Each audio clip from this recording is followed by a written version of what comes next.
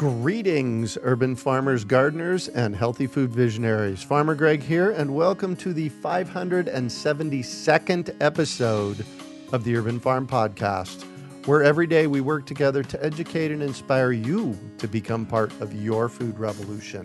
Stay tuned for the most amazing deal on bulk seeds and seed-saving education you have ever seen. Normally around this time of year, our team puts on an event called the Great American Seed Up, where we pack hundreds of people into a room over a few days to scoop amazing open-pollinated and heirloom seeds for their gardens. We came up with the Scoop Your Own model because the majority of the cost of seeds is actually in the packaging and distribution. So by eliminating these costs, people can buy the seeds in bulk at bulk prices. Well, as you can imagine, packing hundreds of people in a room is not feasible these days, so we had to get creative. And we came up with Seed Up in a Box. And what's amazing about it is that now you can get these bulk seeds wherever you are in the world. We've chosen seeds that are popular, non-GMO, open-pollinated, and easy to grow. They're bundled 10 jumbo packs per variety so that you can share them with your community, family, church, or school. Your job is to split them into individual packages. Our job is to make them as inexpensive as possible, and right now they're averaging about 60 cents per individual jumbo portion. With all the uncertainty in the world, a lot of people are thinking about how we can make our future more food secure. Seed Up in a Box is a great way to do this because each bundle has enough seeds and education so that you may never have to purchase seeds again. This is an amazing deal, and I'm so excited for the opportunity to take the Great American Seed Up all around the world via our Seed Up in a Box. Learn more about Seed Up in a Box and get your own bundle by going to greatamericanseedup.org. That's greatamericanseedup.org. Today on our podcast, we have someone who is farming in northern Alberta, Canada. We're talking with Neil Boyd about life on a grain farm. Neil was born and raised on a fourth-generation farm, which was originally homesteaded by his grandfather in 1913. Through the years, he attended a college of agriculture and has been involved with plant and animal research organizations. Along with his wife, Ruby, plus family and friends, the land now produces cool season grain crops in a way that preserves the soil. Besides farming, he is currently the vice president of Feathered Pipe Foundation, a yoga retreat center in Montana, and has done volunteer work in Africa with water filter systems and youth leadership training. Welcome to the show today, Neil. Are you ready to rock? I'm ready to rock, Greg. I'm looking forward to chatting. Me too. So I shared a bit about you. Can you fill in the blanks for us and share more about the path you took to get where you're at today? Sure. I think, well, what it does is it's really started just when I was really, really young, myself and my two brothers and sisters, we worked on the farm, and I can remember doing chores before school, and then we'd take the school bus, and then after school we'd go and do our chores up feeding cattle and feeding pigs and shoveling grain, and we'd try to get all of that done before Gunsmoke. And then, of course, yes. Gunsmoke, that was fun, wasn't it? Yes. And then, so that's how it all started, and then worked through high school and then on to college. I did travel in Europe for about 9 months and worked there also, and then the college, and then just started farming with Dad after that. We started to grow a little bit, and I bought a little bit of land, and I started off, buying my first quarter land when I was 19 years old, and the farm that we live on right now, I bought it when I was 20, when I was going to college, and it's been hard work, trying to make those payments and hoping that the crop is okay. There's always that worry about it, and then we raised a family, Ruby and I. We raised a family, and on and on and on, and all of a sudden here I am, 66 years old, and still farming and still enjoying it too, Greg. Yeah.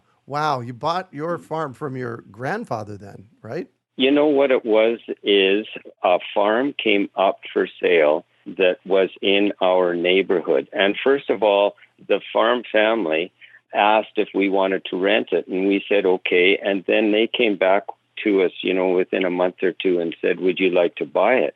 And then, of course, there was, when you're younger, you have all kinds of energy. And Yes. my first reaction was, of course, let's go for it, because and so that's how it all started. And so basically, I had my own farm, and Dad had his own farm. He was actually a farm on Grandpa's land by that time. And so we kind of kept things separate, the grain, the fuel, everything like that.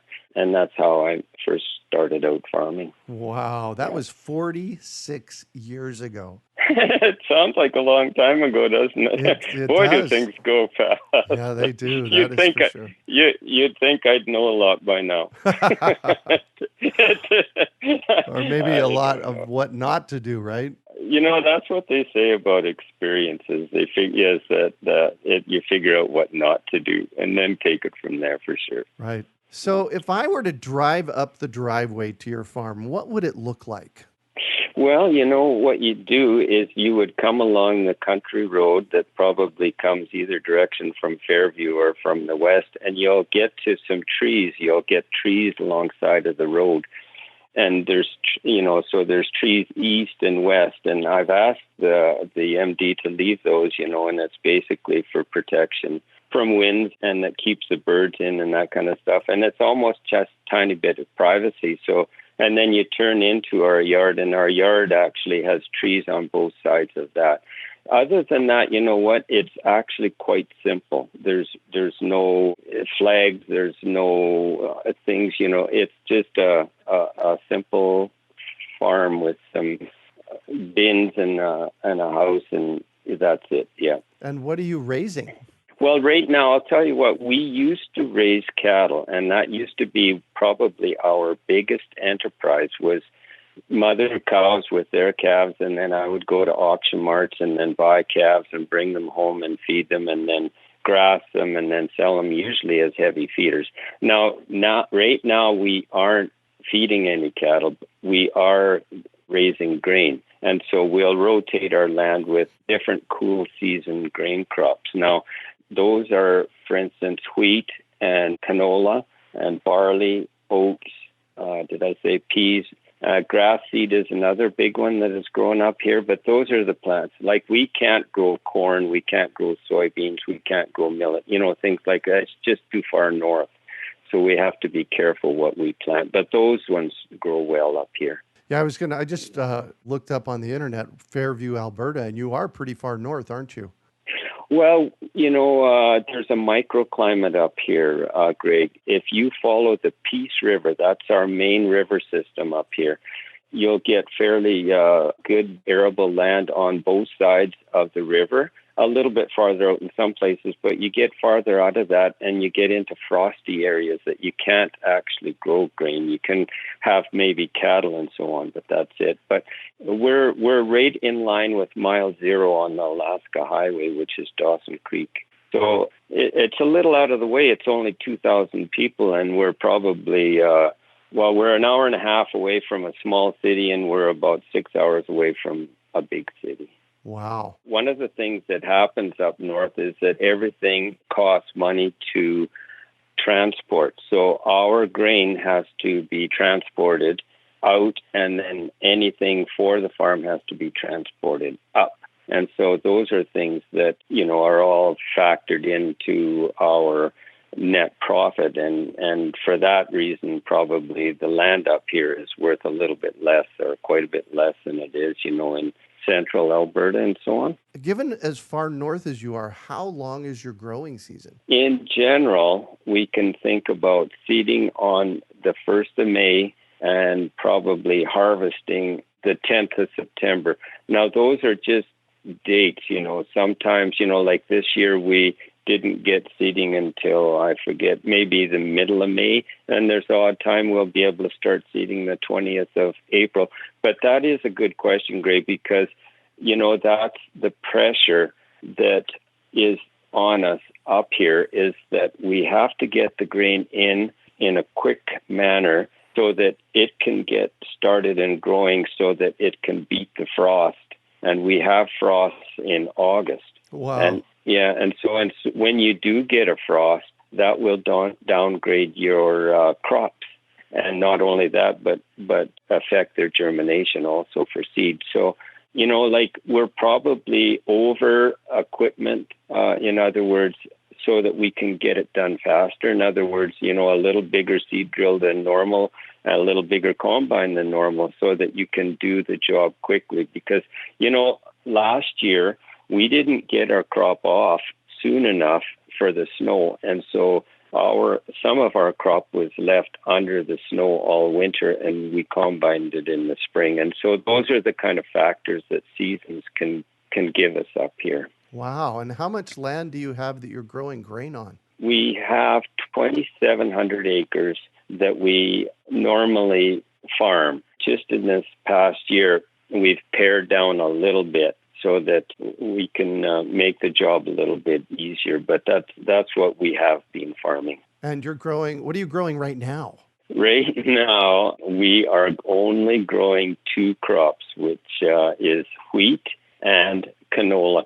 Those 2 crops are kind of our bulletproof crops. They're good for our soil. I mean, our soil is a little on the clay side, and when it gets wet, it can be tough growing things like peas or barley, but wheat and canola do quite well on the soils that we farm. Nice. So in my notes here from your chat with Janice, I noticed you mentioned no-till seeding. What is that, and what's the importance of it? Okay, to start out with is that my dad was a bit of a pioneer as far as farming goes, and so it was actually Dad that started the no-till, especially on our farm, but almost in our whole area. So what that is that you don't till, you go straight in with a seed drill. Now, what happened is when we first by the way, when he first mentioned that, I said, "Gee, Dad," I said, "no till, no crop." I still remember telling him that. At any rate, he kept thinking it was the best thing to do, and so the equipment in those days couldn't go through the trash like the equipment can now. So technology has changed now so that we can actually go into the soil and farm without cultivating or disking or doing anything like that. The benefits of that system is that you can keep the trash on top of the soil. Trash is a skin to the soil, and all organisms need a skin. Mm-hmm. And that keeps the soil moist, it keeps the soil cool, and it keeps the microbes and all of the life under the soil, it keeps them alive. And with our heavy soil that we have up here, if we till the soil at a certain stage, we'll get great big lumps coming up. I still remember riding a horse through a fall-tilled land, and you could barely ride a horse through it. The lumps were as big as your head. And Wow. Then, of course, what you have to do then is harrow it down so that you can seed into it. When you do that, then you've got that dry layer on top. Well, when you zero-till, all of that stuff is remedied. The soil stays mellow, it stays moist, and not only that, you don't disturb weeds. As soon as you till the soil, you disturb weeds, and then they'll grow. If you don't till it, those weeds lie on top of the ground and quite often either get eaten by mice or they rot. You know how they mold and rot and so on like that. And so that's a bit of an advantage there too. And then it's a lot less for fuel. It's a lot less for equipment that you need to buy, and it's less labor. Whether that's a good thing or not, I'm not too sure. But anyways, those are some of the things that help. When you say trash, do you mean the leftover plant parts from the previous season? Exactly. And so when you combine either whatever crop you combine, that's the one thing that's really, really important is the combine has a really good straw chopper on it and a chaff spreader. And so that all of the material that you're combining in front of you gets the material like the straw and the chaff all get spread evenly on top of the soil. and there it lies until you seed, basically. So really all you're doing is taking the seed off of the plant, of the crop, and leaving all the rest of it lying on the ground. And not only that, but the stubble. So that's what's left of the plant that was standing stays standing, and that stubble will save snow, and it will protect from wind on the seedlings of next year. And so those are some of the, so trash is the aftermath of the crop you just combined. Nice. Well, that's a big component of growing healthy plants, and that's growing healthy soil. And that organic matter on the top, the detritus, the trash on the top helps do that, right? Exactly. That's exactly Greg, yes. Excellent. I actually went back to college late in life, around the time that this whole notion of sustainability came into play, and that was in the early aughts, like 2001 and 2002. I was in school, and there was a term that I studied while I was studying my environmental planning and sustainability classes at Arizona State University called triple bottom line. And I noticed that you talk about that. Can you kind of shed some light on what that is? Yeah, thanks, Greg. Yeah, I'm glad that you ran into it where you were too. It's a kind of an important thing. And I ran into it when I was actually was the Pulse Commission. So that's like peas and so on. And so what the triple bottom line, as I understand it, is, okay, there's planet. So in other words, the environment. So your farm has to maintain the soil in healthy shape, and the cattle and whatever you're dealing with. So that's environment. And then economics. So in other words, it's really important for that farm to keep a profit. And so the net income. So be aware of, your expenses and your incomes and that kind of stuff so that you make a living. Because that's one of the important, it is an important part of keeping your farm going. And the other is social or people. And so that's the community, that's the family, that's the friends, it's social. And so what it is social, environment, and economics. And I feel, at least, is that any farm that can touch on all of those three things, it in the very center where they touch, it's sustainable. Yeah. You've done a really good job of integrating the social piece with your work at the yoga center and in Africa. Tell me about that. When I was younger and full of muscle and brawn and so on, I would carry calves around. We were calving in the winter and that kind of stuff. But after a while, it weighed on my body. I started getting sore back. I still remember crawling from the barn back to the house. My wife, Ruby, actually suggested that I try something to help me with flexibility and so on, and she suggested yoga. And I didn't know what that was, but I just through research and so on, I eventually went to the Feathered Pipe Ranch, actually, and to be sort of immersed in some kind of a yoga so I could understand, what this yoga thing was. And my first actually class was in Maui on a bit of a break that we took from the farm, and I really enjoyed it. I thought it was the right thing for me to do. Not hard yoga, but I guess I don't know if there's a word for soft yoga, but that's sort of what I like.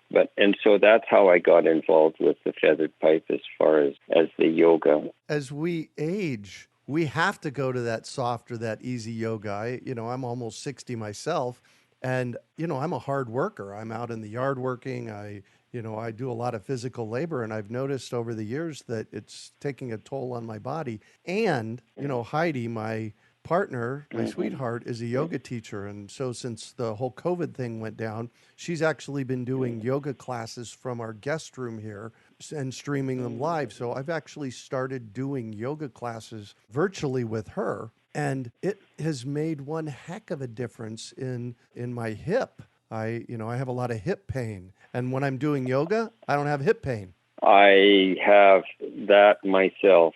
And so what I've done, Greg, is I've gone to a physiotherapist, and she has given me exercises for things like hip is one, shoulder is another. And then I integrate it with my yoga practice. And I try to do about 3/4 of an hour each morning, and it's yoga. And so it's for the body, but what you end up finding out that it makes you feel better, it makes your attitude better, you smile, you're happier, Uh-huh. And what I find is if that I don't do my practice in the morning, it's a little bit rougher getting through the day, and I can't explain that. But that's what happens. And so it says mind, body, spirit. And I believe that, Yeah. And so you can integrate it with anything basically that you're doing, but it certainly works good for farming because we do at times do hard work that we're not necessarily used to. It's kind of seasonable sometimes. Right? Yeah. Yeah. Well, and I found out about you from Jay Brown, who was a guest on the podcast a few months ago, and I was so inspired by your story of how you've integrated farming and yoga that we reached out to you and said, let's chat. So how have you integrated and incorporated yoga into your farming? I think that I'm more mindful when it comes to farming. Maybe I pay more attention to the soil, maybe more attention to the plants. Maybe more attention just to the whole environment. That's partly it. I may be more mindful with what I do. Maybe I only carry one jug instead of the whole box with two jugs Right. in it. You know what? and I don't feel bad about it anymore, by the way, either. I was going to say, and I think that's a piece of the yoga is to be more mindful about how we're treating our body. Yeah, because we can be pretty rough on them without even thinking about it. I think it's the right thing to do, actually. Mm-hmm. I sometimes wish that I would have started earlier, but I'm glad that I did get introduced to it when I did. Yeah. There's never a wrong time, actually. Amen to that. So I'm going to shift on you, and I'd like for you to talk about a time you failed, how you overcame that failure, and what you might have learned from it.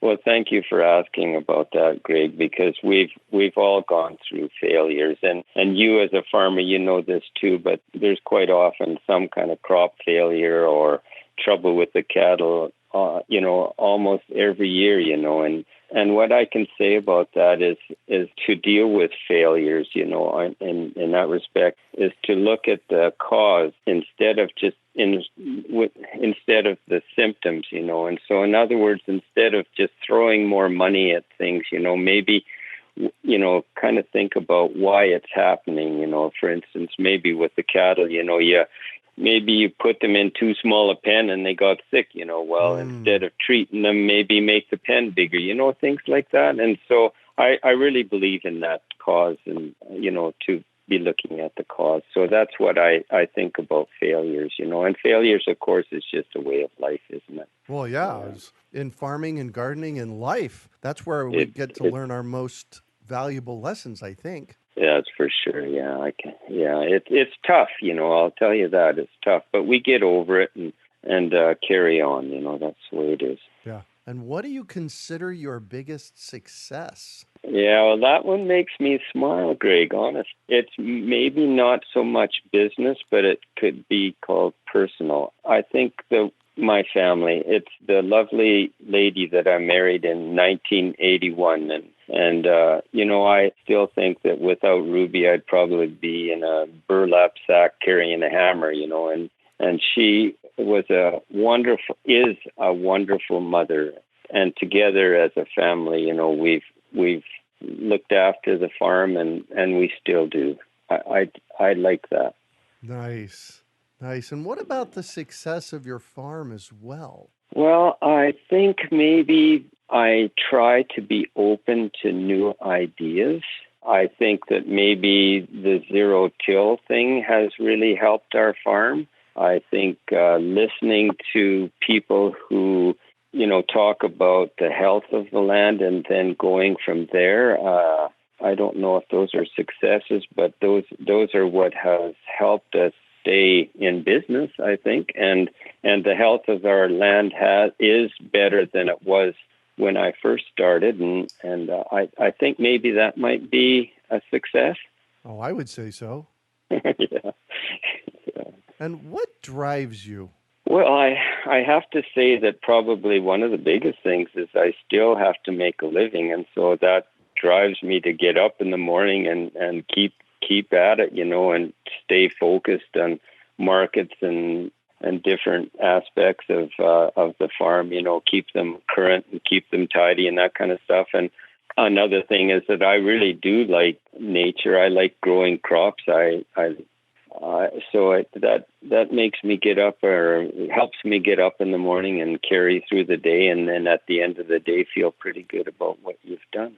Right. Tell me about the process from the moment you combine the grains till it's no longer yours anymore. So the harvesting process and the sales process. Tell me about that process, would you? In our area, it's tough to get your crop off dry. Now, it has to be dry so that it keeps. If it's too wet, then of course it'll spoil and mold and you've lost it. And so that's a really important thing after you've combined it, before you get it to market, is to make sure that it keeps. So what we do is we put it into a storage unit that has air, that we can blow air through it. And so that if it's not quite dry, it will keep. As a matter of fact, we can cool it down to almost freezing. And then if it does need some drying, we can send it we call it an elevator, but what it is the market, and then they will dry it.